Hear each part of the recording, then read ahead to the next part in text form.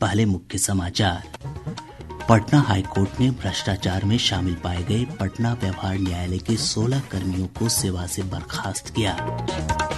राज्य सरकार ने लॉकडाउन की अवधि के लिए सभी प्रकार के व्यावसायिक वाहनों का रोड टैक्स और जुर्माना माफ किया। मुख्यमंत्री नीतीश कुमार ने कहा, कोविड टीकाकरण के लिए राज्य में सभी तैयारियां पूरी, केंद्र सरकार के दिशा निर्देशों के अनुरूप होगा टीकाकरण।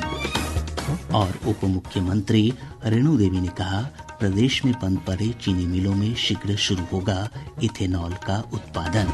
पटना हाईकोर्ट प्रशासन ने भ्रष्टाचार में शामिल पाए गए पटना व्यवहार न्यायालय के 16 कर्मियों को सेवा से बर्खास्त कर दिया है। इनमें से 8 पेशकार, 3 लिपिक, 1 टाइपिस्ट और 4 चतुर्थ वर्गीय कर्मी शामिल हैं। ये सभी घूस लेने के आरोपी हैं।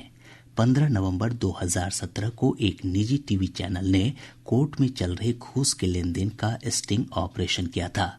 इस पर पटना हाईकोर्ट के तत्कालीन न्यायाधीश राजेंद्र मेनन ने स्वतः संज्ञान लेते हुए आरोपित कर्मियों को तुरंत निलंबित करने का आदेश दिया था। न्यायिक व्यवस्था में पहली बार भ्रष्टाचार में लिप्त इतनी बड़ी संख्या में कर्मियों को एक साथ बर्खास्त करने का यह पहला मामला माना जा रहा है।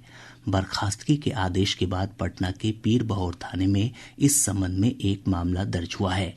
एसएसपी उपेंद्र शर्मा ने बताया कि आगे की कार्रवाई की जा रही है। निगरानी जांच ब्यूरो ने आय से अधिक संपत्ति मामले में उत्पाद निरीक्षक निरंजन कुमार के पटना और मोहनिया स्थित 3 ठिकानों पर छापेमारी की है।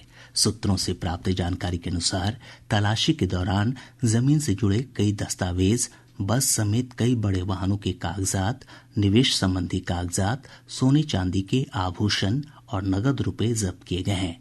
निगरानी जब्त कागजातों का आकलन कर रही है। राज्य सरकार ने लॉकडाउन की अवधि के लिए सभी प्रकार के व्यावसायिक, मालवाहक और यात्री वाहनों का रोड टैक्स माफ कर दिया है। मुख्यमंत्री नीतीश कुमार की अध्यक्षता में राज्य मंत्रिमंडल की हुई बैठक में ये फैसला किया गया। मंत्रिमंडल के फैसले के अनुसार पिछले साल 6 जुलाई से 6 सितंबर तक 63 दिनों का रोड टैक्स नहीं लिया जाएगा।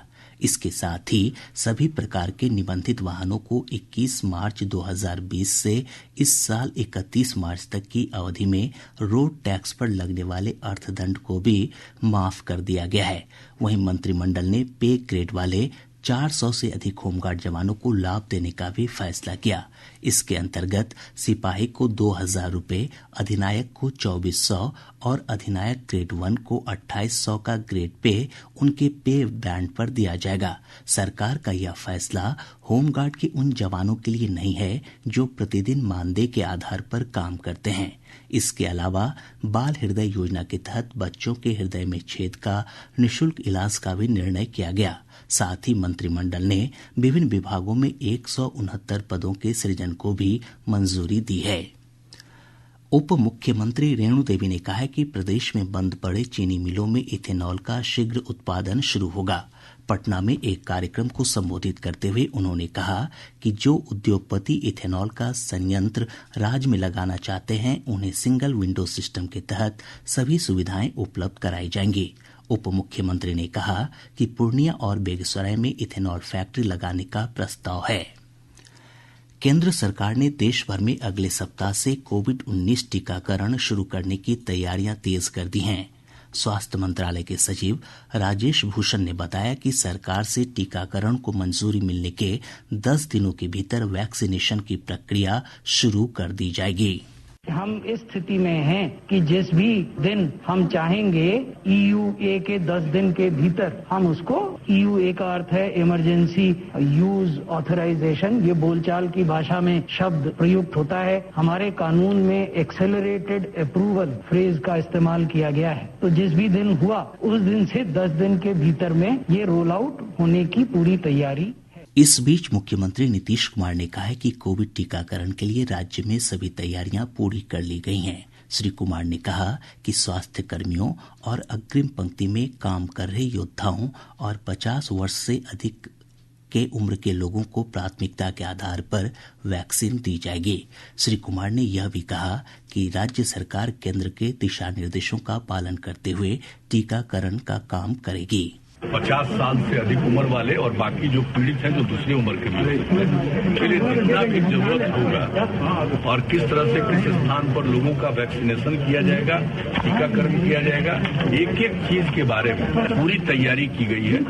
और हम इतना विश्वास दिलाना चाहते हैं कि अपने बिहार में भी, तो पूरे देश में होगा, बहुत अच्छे ढंग से केंद्र सरकार ने जिस ढंग से काम किया है, लेकिन अपने बिहार में भी हम लोगों की जो भी तैयारी है उसके हिसाब से हम लोग बहुत ही उपयोगी ढंग से और इफेक्टिव ढंग से इस काम को पूरा करें। श्री कुमार ने आशा जताई है कि टीकाकरण का काम 5 से 6 महीने के अंदर पूरा कर लिया जाएगा।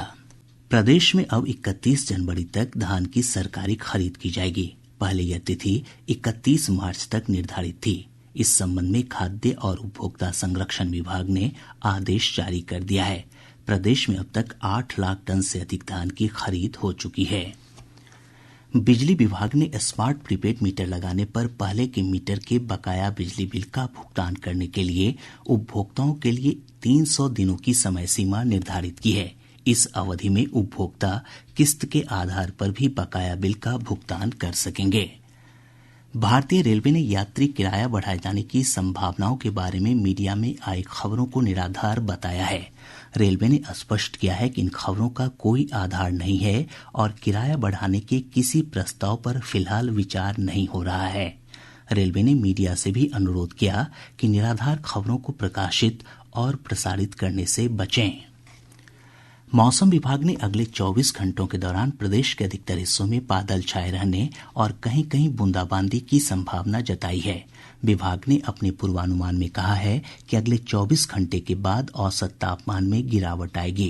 कांग्रेस के वरिष्ठ नेता भक्त चरण दास को शक्ति सिंह गोहिल के स्थान पर बिहार कांग्रेस का प्रभारी नियुक्त किया गया है। श्री गोहिल ने स्वास्थ्य कारणों का हवाला देते हुए कांग्रेस अध्यक्ष को बिहार प्रभारी पद से मुक्त करने का आग्रह किया था।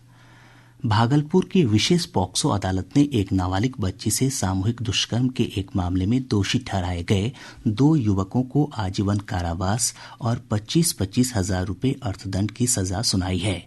यह मामला अक्टूबर 2017 का है। घटना के बाद पीड़िता ने आत्महत्या कर ली थी।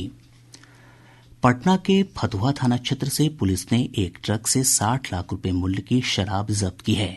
मौके से 3 तस्करों को गिरफ्तार किया गया है और 3 कार भी जब्त किए गए हैं।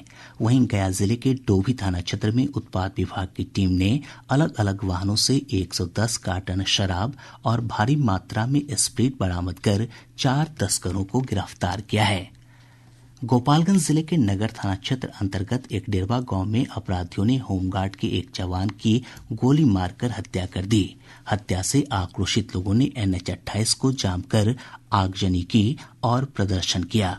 सारण जिले के बनियापुर से पुलिस ने कुख्यात नक्सली गणेश शर्मा को गिरफ्तार किया है। गिरफ्तार नक्सली की पुलिस को कई मामलों में तलाश थी। रेलवे भर्ती बोर्ड की परीक्षा में पटना के 2 अलग अलग केंद्रों से 2 फर्जी अभ्यर्थियों को गिरफ्तार किया गया है।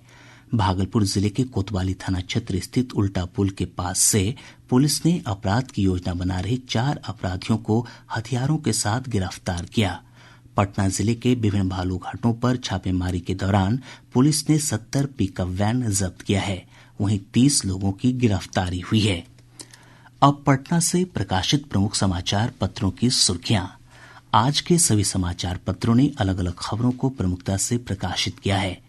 हिन्दुस्तान ने मुख्यमंत्री नीतीश कुमार के हवाले से लिखा है, बिहार में 5 महीने में सबको कोरोना का टीका। दैनिक जागरण की सुर्खी है, घूस कांड में पटना सिविल कोर्ट के 16 कर्मचारी बर्खास्त। दैनिक भास्कर ने लिखा है, चकबंदी अब फसल उत्पादन और उसके दाम पर नहीं, जमीन के सरकारी रेट पर। प्रभात खबर ने कैबिनेट के फैसले से जुड़े समाचार को प्रमुखता देते हुए लिखा है, बस ऑटो का 63 दिनों का रोड टैक्स माफ। दैनिक आज ने स्वास्थ्य मंत्रालय के हवाले से लिखा है, 13 जनवरी से लगनी शुरू हो जाएगी कोरोना की वैक्सीन। राष्ट्रीय सहारा की सुर्खी है, नए संसद भवन का रास्ता साफ, सेंट्रल विस्टा परियोजना पर सुप्रीम कोर्ट ने लगाई मुहर।